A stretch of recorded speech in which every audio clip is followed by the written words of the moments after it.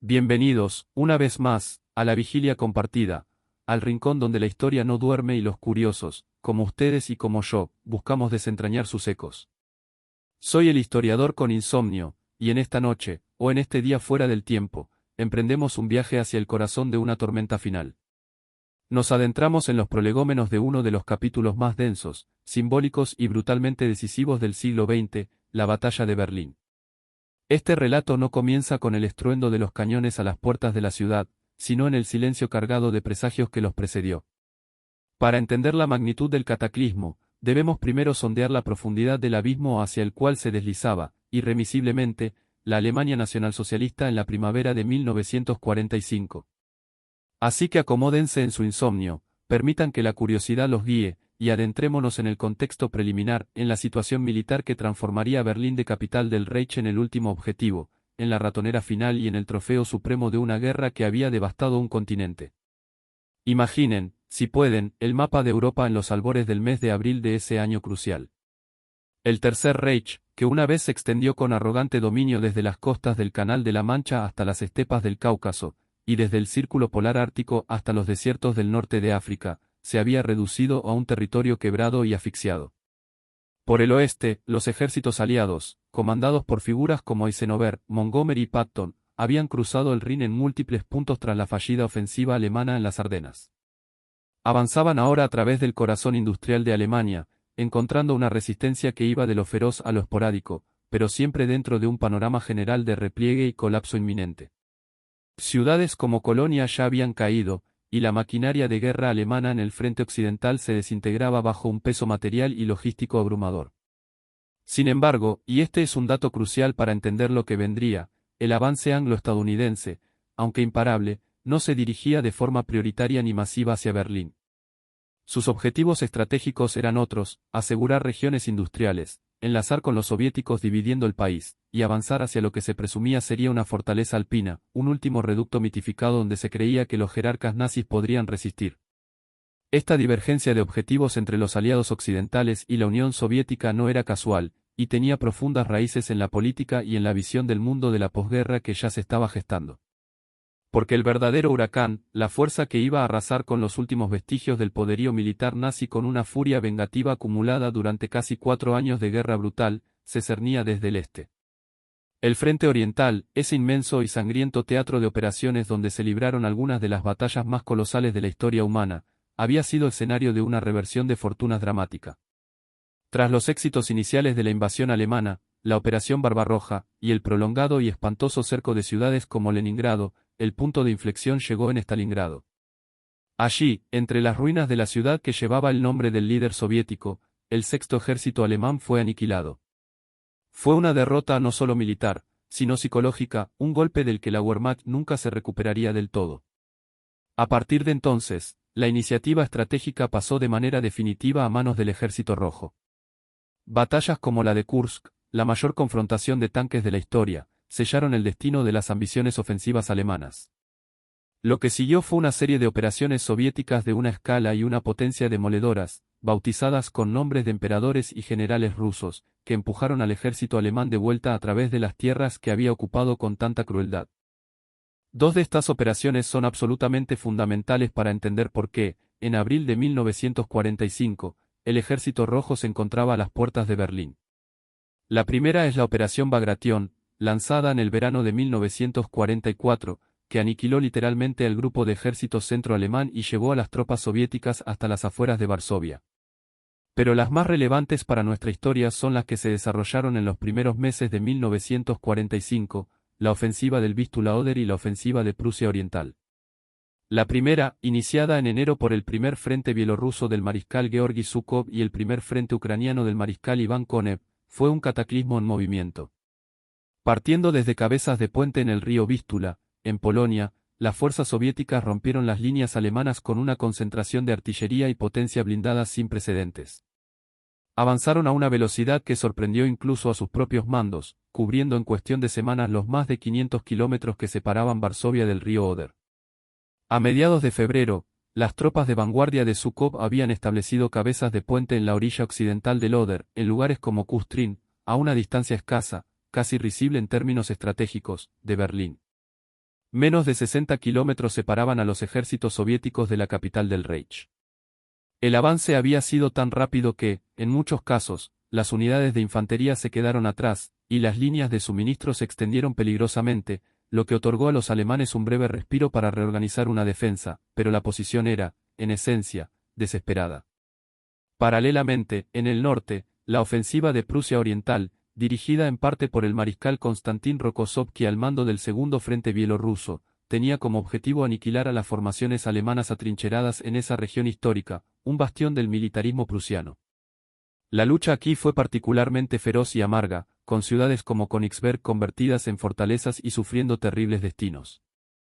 La conquista soviética de Prusia Oriental no solo eliminó una grave amenaza en el flanco norte del avance hacia Berlín, sino que también abrió el camino hacia la costa báltica y hacia Pomerania, asegurando que ningún contraataque alemán significativo podría surgir de esa dirección. Así, para principios de abril, el panorama estratégico era claro: desde el este, las fuerzas de Zhukov presionaban contra las últimas defensas en el Oder. Desde el sureste, las de Konev se preparaban para cruzar los ríos Neisse y Spree. Y desde el norte, las de Rokossovski barrieron las resistencias en Pomerania y se alinearon para proteger el flanco de la operación principal y avanzar hacia el norte de Alemania. Berlín estaba, por tres lados, en la mira de una pinza colosal. Pero la guerra, especialmente en su fase final, no es solo un asunto de movimientos de ejércitos en un mapa. Es también, y quizás sobre todo, un juego de voluntades, símbolos y cálculos políticos. Y aquí entra la figura central, el arquitecto en la sombra de esta ofensiva final, Joseph Stalin. Para el líder soviético, Berlín era mucho más que un objetivo militar. Era el símbolo supremo. La toma de Berlín representaba la culminación victoriosa de lo que en la Unión Soviética se llamaba la Gran Guerra Patria, un conflicto que había costado a su país un precio humano casi inimaginable, estimado en 27 millones de vidas. Capturar la ciudad que había lanzado la agresión era la vindicación última, la prueba tangible de que el sacrificio no había sido en vano. Además, existía una poderosa motivación política y de prestigio. Stalin era profundamente desconfiado de sus aliados occidentales. Temía, no sin cierta base, que pudieran llegar a un acuerdo separado con los alemanes, o que, avanzando rápidamente desde el oeste, pudieran tomar Berlín antes que el Ejército Rojo. Esto habría sido una humillación intolerable y habría debilitado la posición soviética en las negociaciones sobre el futuro de Europa, que ya se perfilaban en conferencias como la de Yalta. Por ello, Stalin imprimió a la operación una urgencia feroz. Quería la ciudad caída antes del 1 de mayo, el Día Internacional de los Trabajadores, una fecha cargada de simbolismo para el régimen comunista. Sería el regalo perfecto para el pueblo soviético y la demostración al mundo de quién había sido la fuerza decisiva en la derrota del nazismo. Esta presión por llegar primero, por tomar el premio máximo, no solo influyó en la planificación, sino que también contribuyó a la rivalidad entre sus mariscales, Zhukov y Konev, a quienes animó a competir por la gloria de ser el conquistador de Berlín, una competencia que tendría consecuencias en el desarrollo de la batalla. Para Stalin, cada día que pasaba era un día de más para que ocurriera algo imprevisto. La toma de Berlín era una necesidad política absoluta, un acto que cerraría la guerra en Europa con una narrativa inequívocamente soviética. Mientras los ejércitos soviéticos se preparaban para el asalto final, del otro lado, en lo que quedaba del Tercer Reich, la realidad era un panorama desgarrado entre la fantasía, la desesperación y una férrea voluntad de autodestrucción. El régimen nazi, encapsulado en la figura cada vez más deteriorada de Adolf Hitler, quien dirigía la guerra desde su búnker bajo el jardín de la Cancillería del Reich, se negaba a aceptar la derrota. Se aferraba a esperanzas quiméricas, como una ruptura entre los aliados que nunca ocurrió, o a la llegada de armas milagrosas, como los aviones a reacción Me-262, que por su escasez y los problemas de combustible no podían alterar el curso de la guerra.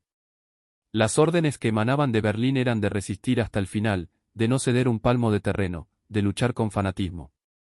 Cualquier sugerencia de retirada táctica o de negociación era tachada de derrotismo y traición, con consecuencias a menudo fatales para quien la propusiera. Esta mentalidad tuvo un impacto directo y catastrófico en la defensa de Alemania, específicamente, de Berlín. En el plano militar, las fuerzas disponibles eran un pálido reflejo de la poderosa maquinaria que había iniciado la guerra.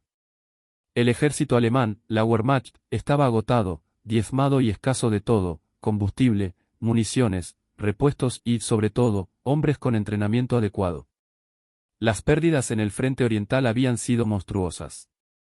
Las unidades que defendían los accesos a Berlín, principalmente el grupo de ejércitos Vístula, al mando del general Gotthard Heinrici, un militar competente y realista, y el grupo de ejércitos Centro, al mando del fanático mariscal de campo Ferdinand Schörner, estaban mal equipadas, dispersas y carecían de reservas móviles significativas.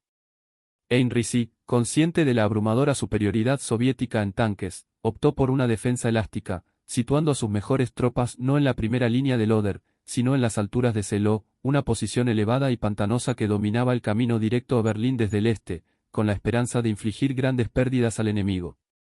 Pero incluso estas tropas, veteranos endurecidos en muchos casos, eran insuficientes. La verdadera naturaleza de la defensa alemana en 1945 se revela al analizar quiénes iban a defender la propia ciudad de Berlín. La noción de Fortaleza Berlín era, en gran medida, una ficción propagandística. No existían murallas medievales ni líneas fortificadas modernas y coherentes alrededor de la metrópolis. En su lugar, la defensa se basó en una mezcla desesperada y trágica de elementos. El núcleo lo formaban unidades regulares, principalmente restos del noveno ejército, que había sido cercado y destrozado en parte durante la ofensiva soviética, y que intentaba retirarse hacia la ciudad. A esto se sumaban unidades de las Waffen-SS, ideológicamente fanatizadas y dispuestas a luchar hasta el final, que actuaban a menudo como fuerzas de bloqueo detrás de las líneas, impidiendo deserciones. Pero la mayor parte de los defensores no eran soldados profesionales. El régimen, en su agonía, recurrió a movilizar a toda la población masculina capaz de sostener un arma. Así nació el Volkssturm, la tormenta del pueblo, una milicia popular compuesta por hombres de entre 16 y 60 años que no habían sido llamados a filas antes, muchos de ellos veteranos de la Primera Guerra Mundial o trabajadores de fábricas. Recibieron un entrenamiento mínimo, a menudo de apenas unos días, y fueron equipados con armas heterogéneas y obsoletas, desde fusiles Mauser de la Gran Guerra hasta lanzagranadas antitanque Panzerfaust de un solo uso. Su moral era baja, su capacidad de combate, limitada, y su destino, en la mayoría de los casos, fue trágico. Y aún hay una capa más desgarradora en esta defensa: los niños. Las juventudes hitlerianas, la organización juvenil del partido nazi, fueron militarizadas en sus últimas etapas. Adolescentes, algunos de apenas 12 o 13 años, fueron armados y arrojados a la línea del frente. Se les encomendaron tareas como portar mensajes, servir en equipos antiaéreos auxiliares y, de manera más siniestra, actuar como cazadores de tanques con sus Panzerfaust. Estos niños, imbuidos de años de adoctrinamiento y con un sentido de la realidad distorsionado por la propaganda, a menudo lucharon con un fanatismo temerario que sorprendió incluso a los veteranos soviéticos. Eran la última y más trágica reserva de un régimen que, en su caída, no dudaba en sacrificar a su propia juventud en un altar de destrucción sin futuro. La ciudad misma, Berlín, era un escenario surrealista y aterrador. Sometida a años de brutales bombardeos aéreos aliados, grandes partes de ella eran un paisaje lunar de escombros, edificios calcinados y calles bloqueadas. La población civil, de unos 2,5 millones de personas al comenzar la batalla, estaba exhausta, hambrienta y aterrorizada. Muchos habían vivido en sótanos y refugios antiaéreos durante años. Sabían lo que había ocurrido en ciudades alemanas capturadas por el Ejército Rojo, como en Prusia Oriental, donde se propagaron relatos, algunos ciertos y otros exagerados, de violaciones y saqueos. Un sentimiento de fatalismo y miedo paralizante se mezclaba con la esperanza de que los aliados occidentales llegaran primero. El régimen, mientras tanto, continuaba su propaganda hasta el final, prometiendo victorias milagrosas y amenazando con ejecutar a cualquiera que mostrara debilidad. La Gestapo y las SS seguían actuando, persiguiendo a desertores o a cualquiera considerado sospechoso de derrotismo. Berlín era, pues, una trampa. Una trampa para sus defensores, mal equipados y mal dirigidos, y una trampa para sus civiles, atrapados entre la locura de su propio gobierno y la furia vengativa del ejército que se acercaba. En este tensísimo ambiente, los preparativos finales de ambos bandos tomaron forma. Los soviéticos, tras el rápido avance hasta el Oder, utilizaron las semanas de marzo y principios de abril para consolidar sus posiciones, traer enormes cantidades de suministros, artillería y municiones, y preparar meticulosamente el asalto. Se realizaron reconocimientos aéreos y terrestres, se estudiaron mapas de la ciudad, y se entrenó a las tropas en tácticas de combate urbano, una experiencia nueva y temible para un ejército acostumbrado a las vastas operaciones en campo abierto. La inteligencia soviética, además, tenía una idea bastante precisa de la debilidad de las defensas alemanas y de la composición caótica de sus fuerzas. Del lado alemán, la preparación fue caótica y desesperada. Se intentó, de manera improvisada, fortificar algunos puntos clave, establecer barricadas en las calles principales, y preparar posiciones en edificios sólidos como el Reichstag, la Cancillería o la estación de ferrocarril de la Friedrichstraße. Pero faltaba cemento, alambre de espino, herramientas. Las órdenes se contradecían, y el mando estaba fragmentado entre el ejército regular, las SS y los jerarcas nazis locales, como el brutal Gauleiter de Berlín, Joseph Goebbels, quien fue nombrado comisario de defensa del Reich para la ciudad y que ejerció un control férreo y fanático sobre la defensa, ignorando a menudo los consejos de los militares profesionales. Así, cuando los relojes marcaban la madrugada del 16 de abril de 1945, el escenario estaba listo. En un lado, un ejército rojo inmenso, poderoso, motivado por la venganza y la ideología, ansioso por acabar la guerra y cobrarse un precio simbólico y material por los sufrimientos padecidos.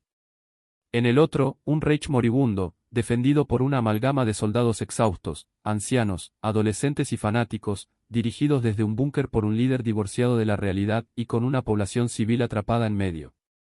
El aire olía a primavera, a tierra húmeda, y también a pólvora, miedo y muerte. La ofensiva final estaba a punto de comenzar.